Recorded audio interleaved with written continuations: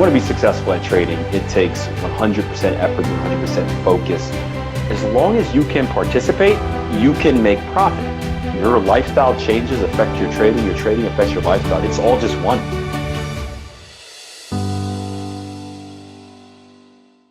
My very first guest on what is going to be known as Trader's Mind Chat is with Akil Stokes, who just entered the chat room.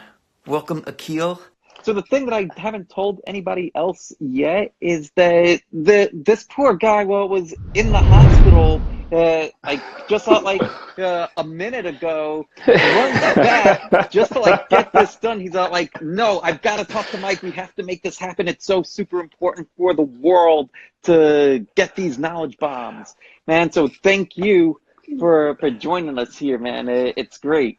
It's beautiful. No problem, man. Great to be here. Glad I was able to get out in time. I was freaking out. I hate. I was talking to my traders this morning. If there's one thing I hate. I hate being late to stuff. It's like the old athlete in me is your coach says, if you're not 15 minutes early, you're late. So I'm freaking out. I don't want to be late. I don't want to be late. I got to text him. I got to tell him. And I'm just glad you're understanding and we can get this thing going. That's good. I was telling people a little bit about we've known each other for a while, or followed each other on Twitter for years. I think. It's been a real long time, and so I wanted to try to start with where you're at now, and then go back to kind of how you started. So right now, you are the co-founder of Tier 1 Trading. Can you tell us a little bit about that and what you're doing and how you're helping people? Sure. I am in the trading education business. I am a trading coach. I am a trader, but to answer your question, where I'm at now is I'm slowly accepting the fact that my focus and really my passion is more with helping others become consistently profitable traders. So following the path that I did, then actually trading myself. And my trading mentor, Jason Stapleton, always told me that if you want to be successful at trading, it takes 100% effort, 100% focus, all in that same direction. And what I've found is, when I first got into education, I wasn't fully in. I was doing it. It was a way to create some supplemental income. We know that trading can be up and down. I was mainly a swing trader, so I'd have very profitable months, and then there'd be dry stretches. And, that can be, when it's time to pay the bills, it's kind of right? So through the years, just with the entrepreneur mindset, always growing your business, always having diversification. And one of the reasons I got into trading education was because of that. It provided a safety net, it provided an extra flow of income, and I got to do something that I love, which is really just give back. And I never really wanted to be a coach. I never thought that I'd love coaching so much. And over the years, just as we've been able to grow the company bigger and bigger and bigger and working with more and more traders out there, I'm a lot more invested in the traders that we've worked with, which really takes some of the focus off of my personal trading. So I always tell people this: I've become a worse trader. I'm still a good trader, don't get me wrong. Not spectacular, but I'm good. But I'm not as good as I could be, meaning I don't have a lot of time to work on myself. And as far as personal development, personal and professional development, I should say, simply because that time is now allocated to helping others. And I'd take that trade-off any day of the week. Again, that's me and you're kind of the same. Our passion is, yes, you want to be successful. Yes, you want to make money, but our passion beneath everything else is to have a long lasting impact. And we know that if we can do that, we're going to sleep happy at night. Yeah, 100%, man. And there's so many gold nuggets in what you said already. The first thing that kind of jumped out of the water, man, is almost surprising, was that you didn't want to be a coach. How did you when did that switch? Because I see that you're coaching track and field all the time. Has that been something that you've been doing for a long time too? Well, it is, yeah. And here's the funny thing, because that my passion is coaching. I just never thought of coaching traders. And this goes back to, I started as a really bad trader. I know I was so bad for so long that for a long time, I'm like, why should I be the one teaching others? I'm just trying to get good myself. And like many other traders, my goal, and this is just pure honesty, my goal when I first got into the financial markets was, this is going to be easy. This is the way for me to make a quick buck, make as much money as possible, and you know, buy everything I want in the world. And I'm sure that you're coaching, alone in feeling like that. Oh yeah, I've got to be the only one. And what people don't understand about coaching is, yes, you can make a good living off of coaching, but it's nothing compared to the other side, to managing money, to starting a prop firm, running a hedge fund, something like that. So when I first started off, after I became consistently profitable, my first goal was to manage money, because that's where the money was at. And what I discovered was I just hated it. It took the love out of trading, right? Although I started trading because, again, I wanted to make money, a lot of money. I think that's a big driver for a lot of us. But as I got more and more into the markets, as I went through kind of the ups and downs, the ebbs and flows of the learning curve, I discovered that I really loved it. I was passionate about it. Trading was like, what is it? You ever hear like, or see the cartoon where there's like that carrot that's in front of the horse, and the horse keeps kind of going to try and get the carrot and never quite get there. Right. That's how trading is for me. I look at trading as a puzzle. It is a game. It's a sport. It's something that I come in each and every day, and I'm like, I'm going to conquer you. I'm going to win. I'm going to beat you. I'm going to solve this puzzle. And in the back of my mind, like the carrot, you can never completely solve the markets. It's impossible, right? The markets are, the markets represent us, right? As humans and all the participants. And as human beings, we're just not predictable. We're predictable to an extent, but we're not fully predictable 100% of the time. So there's always going to be some sporadic move where everything lines up and you're like, sell, sell, sell. It's like, whoop, buy. And you're like, what the heck? So I know I'm never going to be perfect in the market, but I'm dumb enough to try and chase that dream. I'm dumb enough to try to keep chasing that carrot, even though it's never quite in reach. And I'm passionate about that. I love the game. I love chasing it. I love trying to get a little bit better each and every day. And even though I know I'll never perfect it, I'm going to try and get as close as I can. And I love what I do. I love coming in each and every day and doing that. Loving what you do is so super important for everything, right? Like we're only here for such a short period of time. Like if we're not doing the thing that we love, like, well, what are we doing, right? Yeah, wasting time. Like that's the point of life, man. Enjoy it. Have an impact. So you call the trading a game, right? And yes. All of the master market wizards and best traders that I've met have thought of it as a game. Has it always been a game for you, or like is that a switch that turned at one point or another? I think it became a game when I fell in love with it. And it's funny, I had a program I went to over the summer for track and field for coaching. It was called 3D coaching, and it talked about just not coaching the athlete, but coaching like the mind and the soul and the relationship and stuff like that. And they made a very good point. They talked about how, and I had this experience in college. I played college football, and all of the fun was sucked out of football. And it was no longer a game. Wide receiver. Still got 2 records left, I think, in the state of Pennsylvania. One was broken. Gotta find that guy. What records? I've got to ask, man. Which one was broken? It was receiving touchdowns in a season. It was yards per touchdown average. And one was, what was the last one? It was, I think, touchdown to catch ratio. It was weird. It was like 2 out of every 3 catches was a touchdown. I feel like they made it up to make me happy, but I'll take it.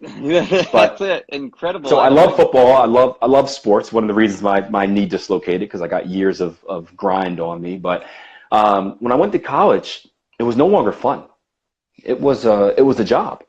It was, you wake up 5 o'clock, film study. You go to this, you go to class, go to this, go to study hall. And it was just the seriousness in which they took it just sucked the fun out of it. And this summer when we had that meeting, the guy wanted to remind you, he said, you ever watch a kid go out and play? He said, why do kids go out and play football? Why do kids go out and play baseball? Why do kids jump over stuff? Because it's play. Play, it's game. In the game, we're passionate about the game. It's fun, right? You want to do something you love. And when I first started trading, when I got into money management, it took all the fun out of trading. There was so much pressure, right? I'm trading $250,000 plus, more money than I've ever seen in my life, right? Mm-hmm. And we know the pressure that comes with every trade, right? You traders watching this, whenever we're clicking the buy or sell button, we're like, boom, right? Imagine that times whatever, but it's not your money. It's okay to lose our own money, right? We're okay with that. Losing someone else's money, right? It's okay to drive and crash your own car. You're driving someone else's car. It's an added pressure. And that pressure took all of the fun out of trading. I was no longer enjoying what I did. I kind of felt like there were just all eyes on me. I had to perform. If I didn't do it, I was going to get a phone call or an email or something. It's going to take the money away. And I realized that that's not what I wanted to do. I didn't want to go down that path. And when I got into teaching, it brought the fun back, right? The pressure was off. And there's still pressure in trading, obviously, but the pressure was off from, managing $250,000. And it was more fun. I got to just come in and enjoy the markets again. I got to come in and do analysis and make predictions and execute and watch some of them be good, watch some of them be bad, and learn. And I was a kid at play again. I would enter the market. The market was my playground. I would come in and I would just have fun and do what I love. And that's when I started realizing, like, man, like I really love this. I really love. It's not about the money. Money's great as an outcome for it. But it's not about the money. And I thought back to my earlier years of trading, because people always ask you. They say, well, how did you know that you just weren't trading for the money? And I say, well, because I was trading for a long time, losing money consistently, and I was still trading. So it had to be more than the money, because I was a loser for a very long time, yet I would wake up each and every day and come back into the markets. And if you're not passionate about what you're doing, why else would you consistently lose money and keep coming back? And that's when it kind of hit me like, man, I really love this trading, not just the result that trading brings. Interesting. So going back to like the earlier stages of your journey, like, well, what were some of those hurdles? Like every trader, I feel, goes through this, like where we're experiencing losses, and then like we start to win, and like then there's a period where we like kind of hit a wall, and like the equity curve starts going like this, and there's like a frustration point where a lot of people like kind of throw in the towel at that point, and like like part of what we're doing here too is trying to help people over that wall, right? So like how did what are some of the walls that you hit along the way, or like that you noticed? And then like how did you get over those? Well, hit a lot of walls. Like I said, the very bad for a long time. I can't put any more emphasis on that. And I say that for a reason. I say that because many of you guys listening, you're in that same position right now where you've been struggling, and you feel like giving up. And hopefully seeing someone that has been successful, who struggled for years, yet was persistent with it, can kind of give you a little bit of confidence to say, hey, there's hope. I can still get better. I would say that the biggest wall in my trading came from, it was after managing money. I hit, this is one of my best stories. I hate telling it because it's super embarrassing, but I hit a point when I was managing money, and I lost a lot of money in about a month. Most of it was within a week. And I lost about $30,000 in a month. Most of it was within a week. And I had a psychological meltdown. You can imagine losing that much money, and especially when you're managing money for someone else. And I stopped trading. I turned the computer off. I always say if I had a window high enough, I probably would have jumped out of it.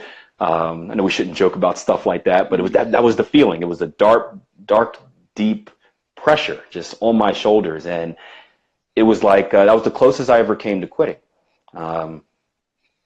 And I took about a week off, and thinking that after a week I calmed down, I'd be better.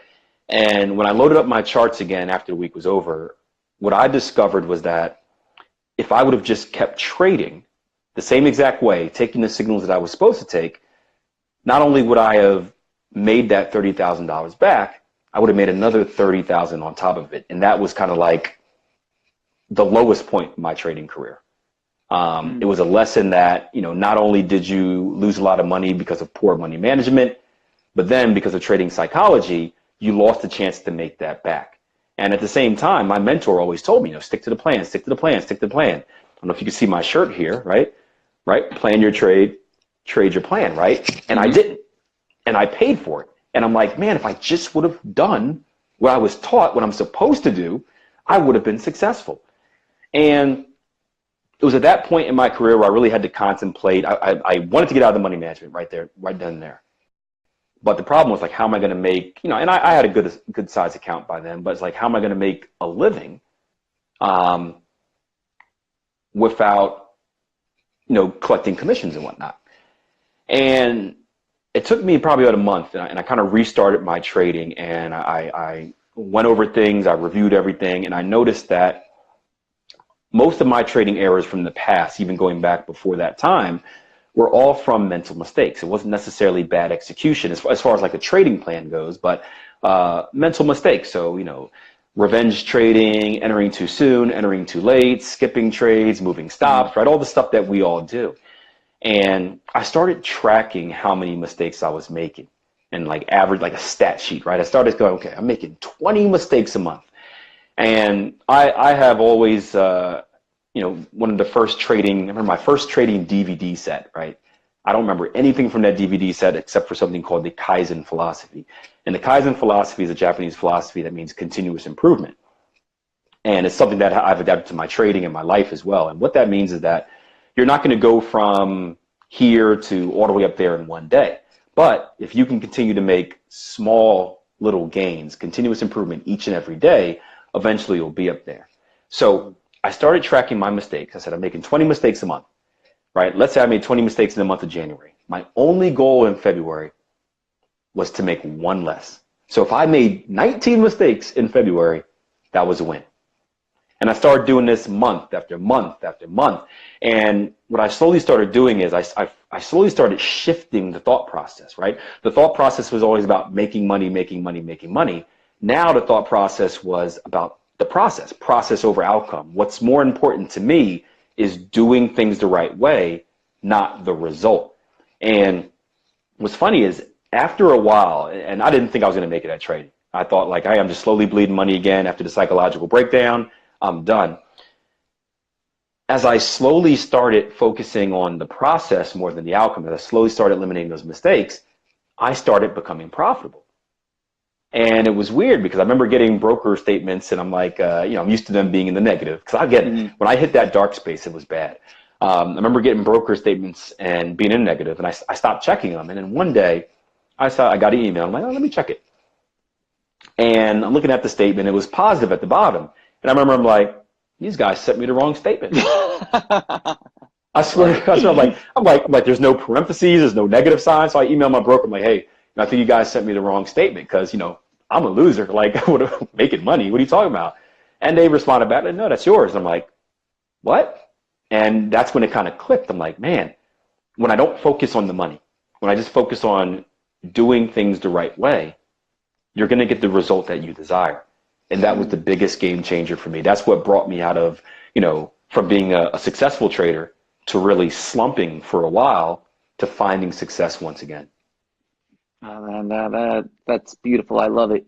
I love it. Like, and so many people go through like a similar journey of their own, like through that, and that's why like conversations like this I feel are so important for people to hear, right? Like, how often do people feel as though they're alone in doing this? Like, we're sitting in our rooms or whatever, like trying to do this. Like you mentioned that you had. So like you had mentors early on too. So like your first experience with the market, you had mentors. Yeah, I started off before Forex market. I started off in the stock market, and I had a mentor for that. Brilliant mind. He was a friend of my wife's family. he was kind of like a grandfather figure to her. And it started off because he was just trying to vet me. He's like, I'd been dating my wife at the time for a while. And he's like, let me meet this guy, make sure he's okay. This guy, what I found out later, was like this multimillionaire. Crazy story. He passed a few years ago. I wish he would have written a book on his story, because he was over in the war. He was paralyzed. He came back from being paralyzed, became an awesome investor with real estate and stocks. And he's got all these crazy stories. When that movie Dunkirk came out, I think a year or so, 2 years ago, he was telling me, he's like, yeah, I was there. I'm like, what? I'm like, what? You were there? Like, tell me more. And it's just crazy.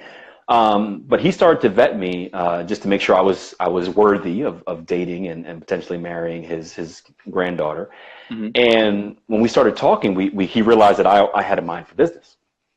I had a mind for investing. I didn't know much about investing, but I knew that was kind of the next step, just based on kind of, my dad brought me up where it's like savings account, certificate of deposit, money management account. And then after college, it was like, what's next? He's like, okay, we'll just, invest in some stocks. And I'm like, okay. And so he kind of taught me the ropes. I was a fly on his wall. I would literally go into his office all day. I had nothing better to do and just sit. I sit in the corner, watch his meetings, watch his conversations, watch what he read, watch what he listened to. I just watched and watched and watched. And then started getting my feet wet myself. So he was my first mentor. And he had a different style of investing, but I think I carried that. I don't have a mathematical economic background or anything like that, but I carried that kind of common sense investing mentality, and that really worked good for me. Common sense, man. You don't need to read through all the numbers all the time. Do stuff and just use your brain, use common sense. Yeah, there's so many things I keep on coming back to this concept of everything is everything, and if taking that and applying it to the market, the things that we are kind of know and are intuitive, we could take and apply certain things to the market and end up being successful in our own way. Right? No doubt. Figuring out the way that works for us, and it definitely sounds like that's the path that you followed.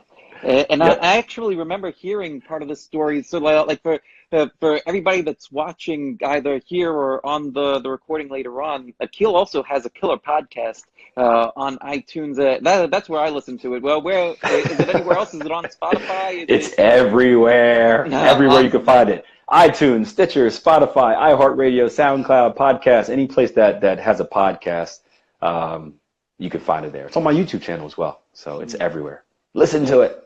And say the name of it. We'll post it right here somewhere on the video. The Trading Coach Podcast, the most clever name ever invented.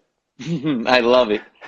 Cheers, man. The Trading Coach Podcast. My creativity shown to the world. So I do want to ask one additional question, because we just kind of flew by this half an hour, and I want to be respectful of your time too. I'm on one leg. I got nothing better to do today. So Nice. As long as my phone battery doesn't burn out, that's the only thing. We'll have to send you a charger. There we go. The little things. But I am curious too. So do you still experience, or what kind of hurdles do you experience presently? We never get to the carrot, right? We just kind of find new things that are kind of leading away. So what are the things now? As somebody that's been doing this for years, as a pro, what are some of the challenges? Well, the challenges, I'll give two challenges, one from different perspectives. As an educator, my challenge is the pressure of trading each and every day, basically in a glass house. I mean, I run a live room. People see everything I do. There are typically two instances where it's tough, right? It's great when you're winning. When you're on a winning streak and I'm making money, it's great. Everyone's happy. When you're losing, however, everybody sees that. Everybody sees you losing. We all know that losing streaks are tough on their own. Imagine a losing streak while everyone out there is watching you. It's just it's multiplied.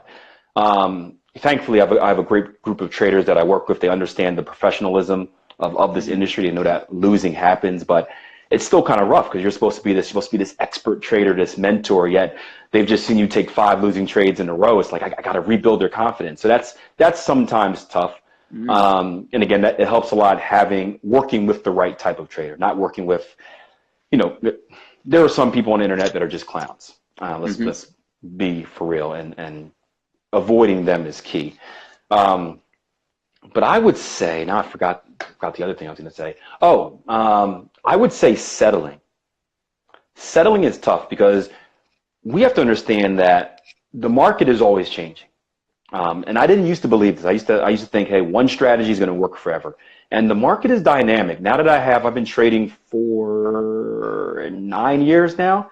So I've noticed kind of different market conditions. We have a Trump era. We have a pre-Trump era. We had 2014, which was, I believe, the year of zero volatility in the market. We had the recession when I first got started in the recession, and you can just like the markets were so directional, you just press a single button and you'd make money easily. The market changes and your strategy has to change as well. And I think a big trap that traders fall into is they've done something that worked. Let's take a trend trading strategy, for example. They're trading this trend trading strategy through very directional markets. And directional markets, for you guys that may not know, are basically like trending markets that are just, they keep going up. Kind of like the stock market right now. You can just buy it and hold it and it'll go up, right? For the most part. And you have traders that have a strategy and it works good during those directional periods in the market. However, market conditions change. And if that trader were to settle, they're just like, I don't need to work on myself. I don't need to get any better. I'm so good. I don't need to evaluate myself. I'm just going to do the same thing. It's going to work forever. When you settle, the market will catch you slipping. It will. And you can have a very good career, settle, you stop working on improving yourself, and you'll find that the market's going to take your money from you. And I remember speaking to a trader once who was, I forgot how much she made, but she had a very successful trading career. I think she took an account from like 10,000, like 50,000, something like that. My numbers are probably a little bit off, but it was a massive gain in her account. And basically she blew it all in a few years. And I remember talking to her and she was just trapped. She couldn't understand. She was consistently losing money.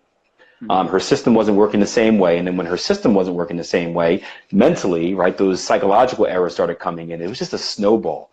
So you can never settle. Always evaluate yourself. Always check on yourself. Always try to improve. Always pay attention to what the market's doing, how you can get better. Always tweak and whatnot your system. And that's how you got to stay on top of it. It's hard work to become successful. It's even harder to remain successful. That's what I've noticed. So much wisdom there, man. I'm just like letting a lot of that sink in.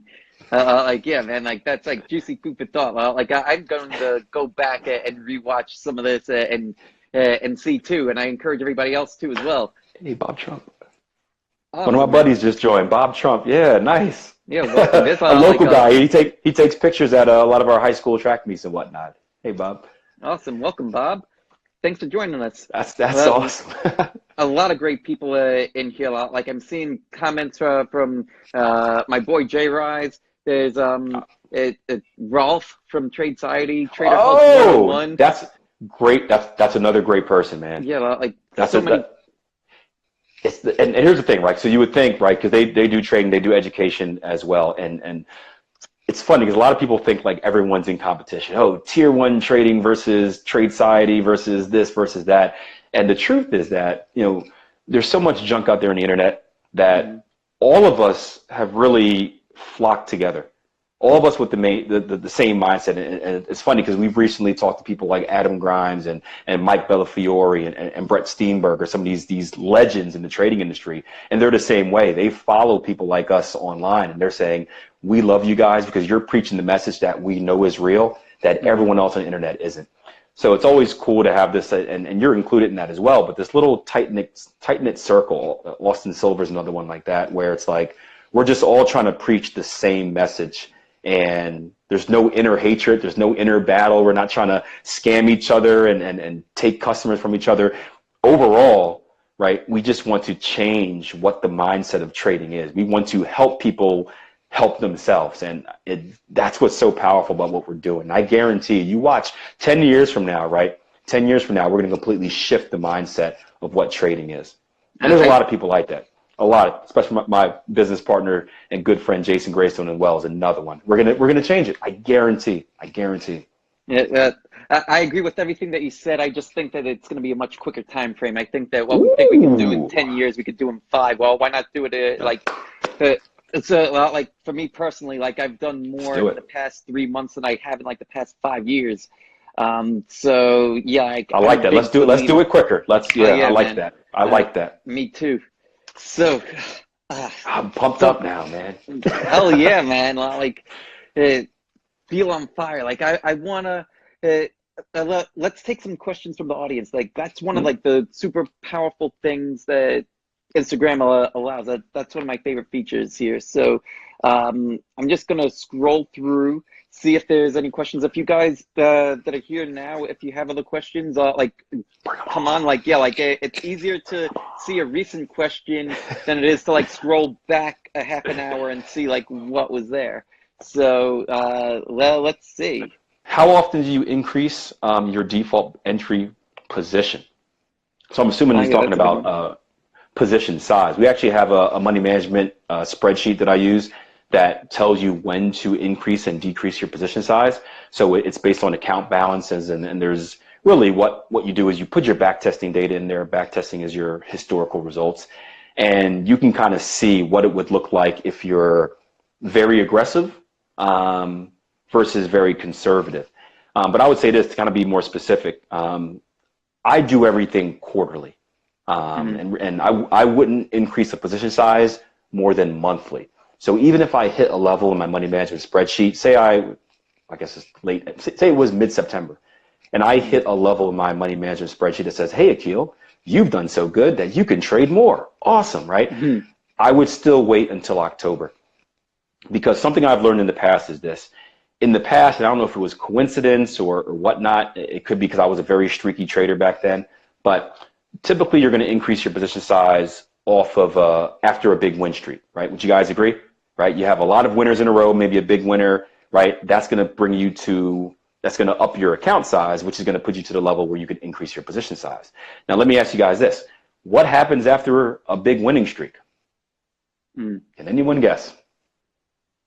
Yeah, typically some losses. Yep. And if you're handling your trading the right way, your wins are going to outweigh your losses. So you have a big winning streak, you take some losses, right? But it doesn't really affect you all too much. But because I was increasing my position size directly after my big winning streak, essentially what I was doing is this. I was getting all of those wins at position size A, right? I was increasing my position size, let's say going from a 1 lot to a 2 lot, just to make the math simple.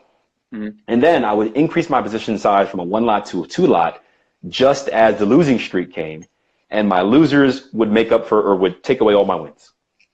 So I'd have a few months of good trading, and then I'd have a few weeks of bad trading, for example, and everything would be gone. So being very conservative in my position sizing, my money management is something that I learned the hard way. So it takes a lot, and I'm very conservative in my approach. I can be more aggressive. I would make a lot more money if I were aggressive, but my number one rule is don't go broke. So I'd rather keep my drawdowns, the amount of money I lose, I'd rather keep that small, even if it means kind of not sabotaging, but even if it means taking away from my return on investment annually. So I have a couple of questions from that. So a question is, so like you're looking at it monthly, so I'm curious, like what time frame you're trading, like are you more of like short term, intermediate term, long term, like and how do you define that? And is the number of trades like what's making it be like a month over month, or is it like, so like if you were a more shorter term trader, like would it be quicker than month over month? Or if you were longer term, like would it be like every quarter or every 6 months? Like how does that factor in? I started off as a swing trader, so mostly like a 4-hour time frame, hourly time frame. So not a lot of trades at all. I would say in a month's amount of time, maybe maybe 10 trades a month just by swing trading, if that. So not a lot of trades at all. And the trades you're taking, you're in them for a few days to a few weeks. Now, once I got into education, I started day trading more, which is more active, where I'm actively trading the markets, 3 hours a day, 4 days a week. So if I were strictly day trading, and I never just day traded on my own, but if I was strictly day trading, it would be more of a week to week thing. Now, again, my money management is it's so conservative that I wouldn't, like, every week I wouldn't be upping or reducing position size, but I would feel comfortable after a week's worth of time to up a position size. And that's just because there's more trades in that duration, where swing trading, if I'm doing it per week, that might be 1 or 2 trades. That's just not a big enough sample size. Day trading, it might be more 5 to 10 trades. So you have a much bigger chance of kind of riding both sides of the wave. But I still think, I still think it would be monthly for me. I like seeing the big picture. I do my review and everything else quarterly. So whenever I review my trading and see how I am, I do it quarterly. I try not to think as much about the small picture as the big picture, just because I know personally in my trading, there are ebbs and flows. You have hot streaks, you have cold streaks, you have streaks where you're going sideways. And I kind of want to get a full picture before making any important decisions about my money. Another thing that I wanted to ask you too, you said that like your rule is to not go broke. That's interesting, and it varies from person to person, like what that level is that you're willing to risk. Like, how did you arrive at that for yourself? Like, what was the decision making process, or like the thought process behind that? Well, it was something that my trading mentor taught me, Jason Stapleton. And he always said, rule number 1 of trading, don't go broke. Rule number 2 of trading, don't go broke. And he compared it to a poker table, right? If you're playing poker, there's 2 things you need, right? You need a chip and a chair. That means you need money to participate. And if you have money to participate, you get a chair at the table.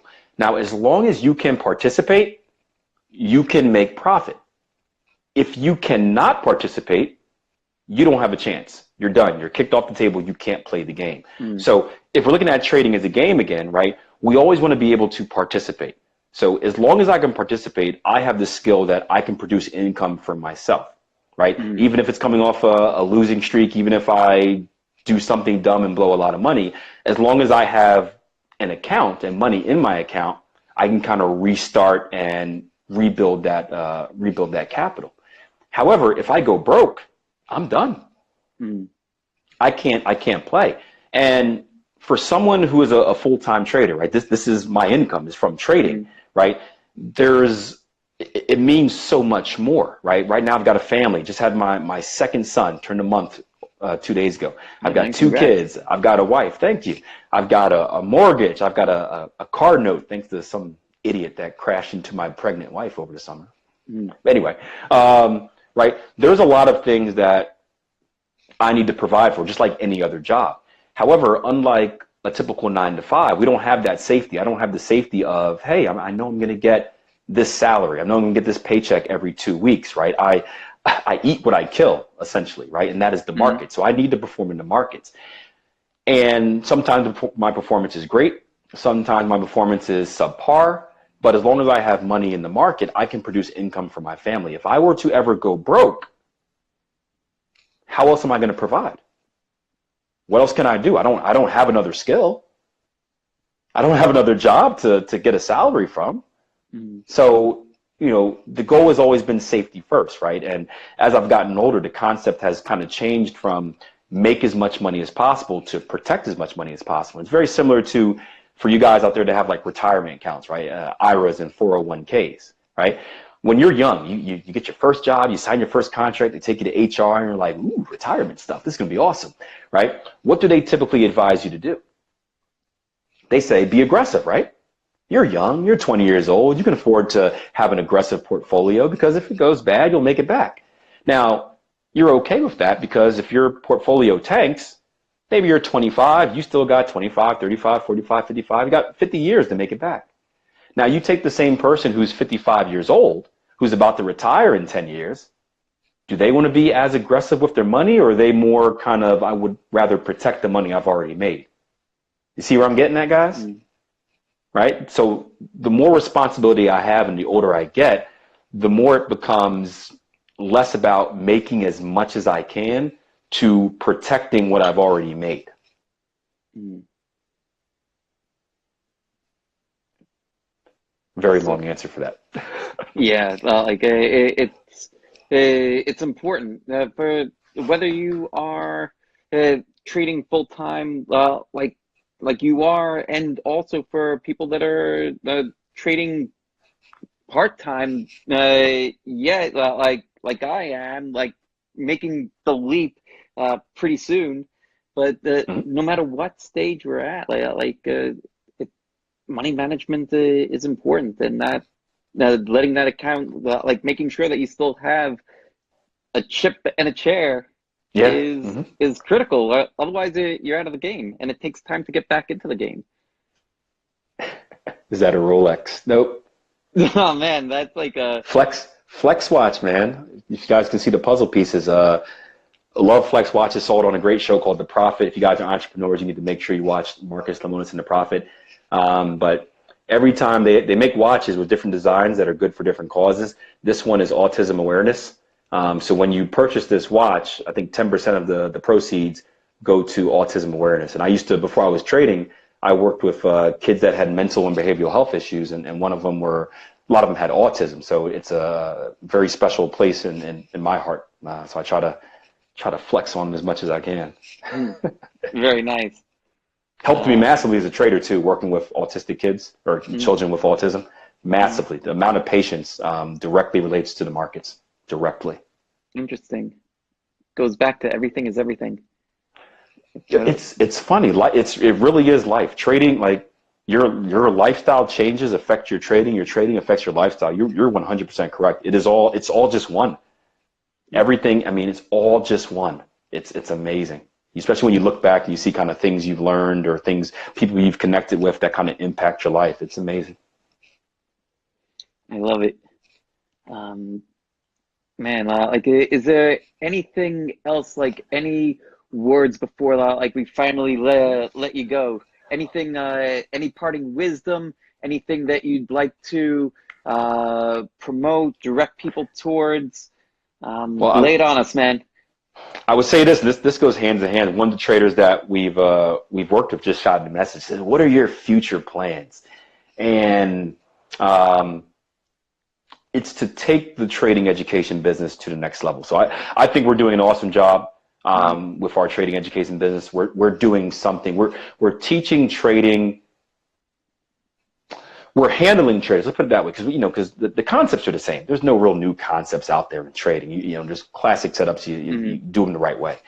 But we're educating people in a different way, and it's based off of the power of community. It's not necessarily just, hey, teaching you how to trade, go out and do it. We're practicing the community aspect of, hey, we're teaching you how to trade, but then we're surrounding you with a support group of newer and experienced traders, so you always have kind of that positive influence, that support on a daily basis. And you guys know how it is. If you ever done a group project, there's positive pressure, right? You see someone else doing something, you're like, man, I gotta do something too. You have someone that's been there before you. You can bounce ideas off of them, and that's been great. We've been so scared to do that over the years because typically, like, trading forums and whatnot always come out toxic. But I think by setting ourselves up with delivering the right message, we really filter the type of traders that work with us. And a lot of people hate us, but we work with the right type of trader, and our community is very strong. And the next goal, without going into a lot of details, is being able to work on more of the business aspect. It's one thing to teach traders, right? I think we're very, very good at that. But a lot of traders are coming from positions like me where, and you don't have a lot of money, right? I always say this: if you want to trade full time, just off your trading, you probably need about a $200,000 account. If you're doing nothing else, meaning no money management, no signal service, right? Because realistically, you don't make the 100% returns a month like all that crap you see on the internet. That's not realistic. If you can make 30, 40% a month, you're on fire. You add a little money management to that, maybe it's 60%, you're doing amazing, but it's not 100% a month. You're not making thousands of percents a year. So the amount that you need to live off of your trading is a lot more than what people think. And we recognize that. Traders are hungry. Traders want to turn this into a career. Traders want to have a skill that they can teach their kids and their grandkids. And the next step is to be able to take those traders and put them in a position where they can directly put that skill to use. So the ideal way would be doing something like a prop firm, opening up a prop firm where we can take traders, kind of the best of the crop that come through our educational service, put them on a trading floor, give them house money and say, hey, you're trading our money now, you get your commission, and treat it like a prop firm. Either that or directly send them to a place that is in need. And we've recently spoken to a few very successful traders, a few very successful prop firms out there that are interested in that. They're saying, hey, you guys do a good job of trading or teaching traders. I wish we were doing as good of a job with the traders that we teach. And maybe there's a future business relationship in there where we can take our traders and directly put them in a place where they can start a career using this skill and allow them to kind of get out of whatever job they want to get out of now. It's amazing, man. You're doing such great work. Such great work. Thank you. Everything that you plan on doing, everything that you're doing now, even like your feed and your podcast and your YouTube channel, like just so much value, man. Thank you. I'm following you. Just flood the world with positivity. You flood it with positivity, right? I do my best, man. I appreciate it. Thank you too. Yeah, no problem, man. Well, where can people find you? What are some of the specifics?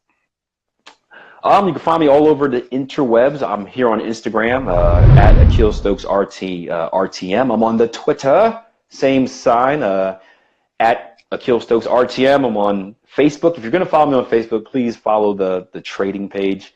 It's called, just enter Akil Stokes Trader, not my personal one. I've got all these random friends that are like, it's weird. So do the trading page. LinkedIn, just basically anywhere social media, YouTube, you can find this handsome face there. Awesome, man. Well, and feel free to reach out. If you guys know one thing about me, I do respond. A little bit slacking on Instagram, but I do respond to every type of message and comment that I get. I try my best. So I'm very approachable. Very approachable. Yeah, and I can testify to that too. Akil and I have known each other for years. We've tweeted at each other, like DM'd, all that kind of stuff. A couple of collabed on a few blog posts back in the days of Try Your Trade before that business was sold, and I moved on to building Mara Wealth. And yeah, what you see is what you get. Just a beautiful man, bearing his soul and doing his best to teach and bring value to everybody. So connect with him.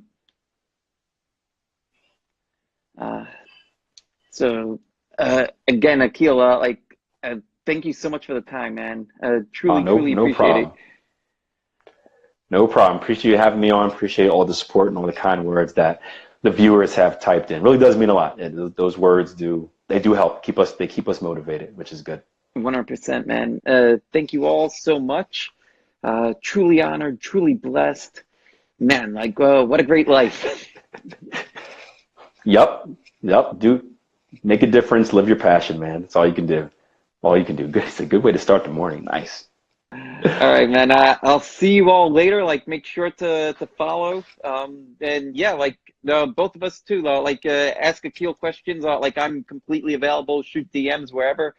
And yeah, let's keep going. This is a race where it's a journey, and we're in it together. We don't need to be doing this stuff alone. So, all right, brother. Peace out. All right, take care. You too. Thanks again.